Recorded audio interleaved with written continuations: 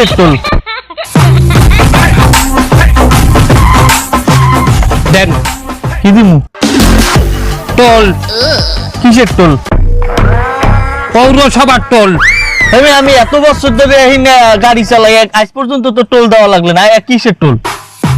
আমি লিজ এলাকার লিজ নিছি, তুই টোল দে। ভিডিও করে চান্দা নিতে আছে। এই স্বাধীন দেশে কোনো চান্দাবাজের ঠাই নেই। ভিডিও কর, সবাই দেখাবো। কি ভিডিও করো? কি কি হয়েছে? কি ভিডিও করছে? তুই ছিড়বি? ভিডিও করিয়া পালে আমার একটা চুল তুই দেখা করিয়ে দেখাই। আর যাব না বেগুন তুলিতে ললিতে।